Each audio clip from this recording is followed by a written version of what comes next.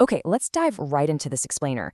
Today, we're taking a piece of text that you've probably known since you were literally in diapers, and we're going to treat it with the profound philosophical rigor it actually deserves. We're looking at a universally recognized 32-word stanza that honestly, most folks just write off as a simple nursery rhyme. But as you'll see, it's actually a brilliant, highly structured cosmic query. So think about it. What actually happens when an unanswerable question gets dressed up in a simple rhyme? Well, we end up with an existential mystery hiding right in plain sight. When a text hits our ears with that soothing sing-song rhythm, our brains kind of just bypass the actual meaning of the words. We're lulled into this false sense of security. But when you really strip it back and realize the core of the text is fundamentally unanswerable, it creates this absolutely fascinating tension. It's a tug-of-war between a comforting melody and a terrifyingly vast unknown. And we start right at the source with just two words: twinkle, twinkle. Notice how the narrator doesn't kick things off with some grand greeting or a complex philosophical premise. Nope. They start with pure, immediate sensory input. Just by repeating that one word, the text instantly mimics the exact flickering frequency of the starlight it's describing. It forces us to visualize the action before anything else is even established. Which brings us to Section 1, the celestial phenomenon, establishing the visual reality. So, the crucial takeaway here is that the text kicks off with direct observation, not answers. And if we look at this text purely as data, we can mathematically prove that this flickering action absolutely dominates the narrator's entire experience. Out of just 32 words, the word twinkle pops up 4 times. To put that into perspective, it doubles the frequency of both the subject itself, the star, and the human action, wonder. The physical nature of the light is, for sure, the most overwhelming part of this encounter. Let's strictly define that action, because it explains exactly what triggers the speaker's curiosity. A twinkle isn't some steady, reassuring beam of light. It's intermittent. It's a repeating visual emission that flashes into existence, disappears, and comes right back, over and over. And it's exactly this instability that provokes the human mind.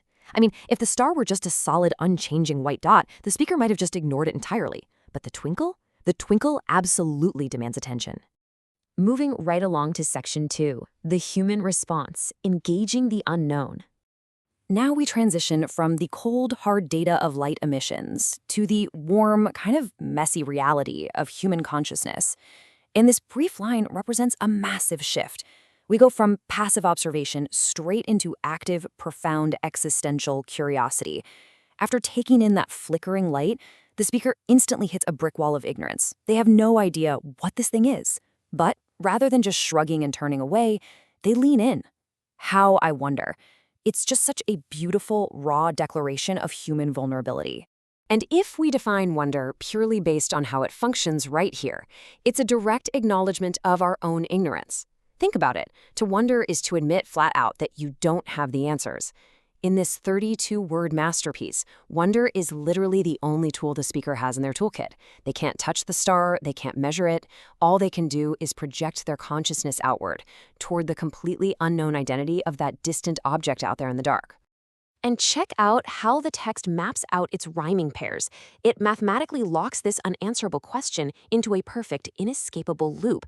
The rhyme scheme is split into perfectly equal thirds. We have AA, BB, and back to AA. We start with the star and what it are, we move up to the high sky, and then bam, we are forced right back to the star and what it are.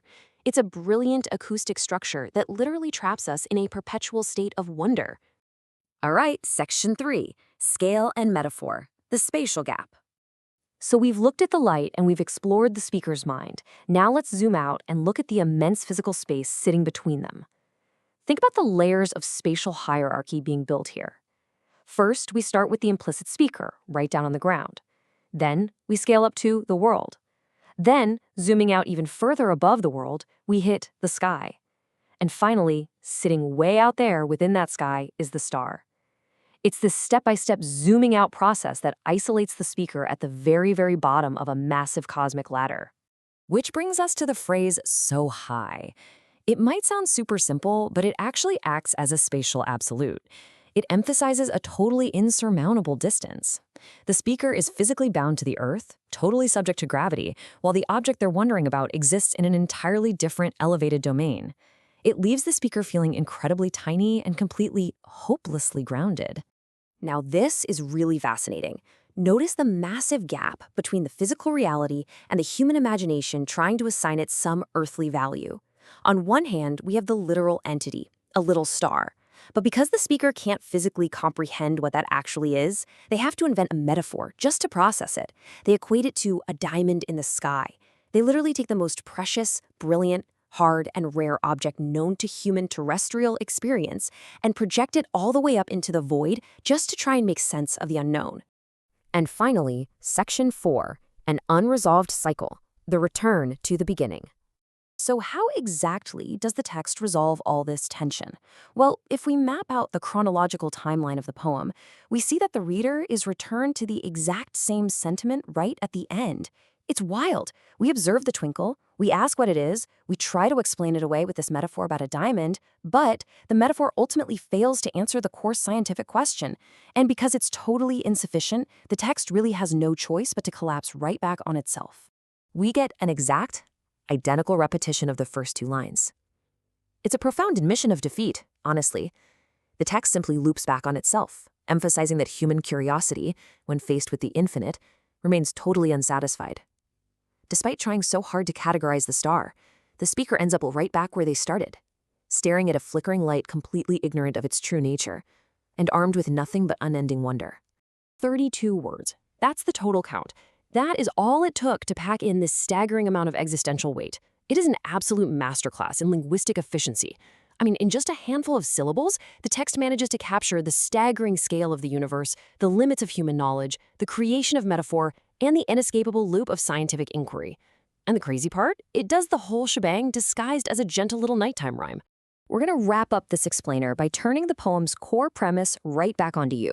You know, these days, we get so used to having a search engine in our pockets that we very rarely allow ourselves to sit in that uncomfortable but beautiful space of simply not knowing. So, I want to leave you with this.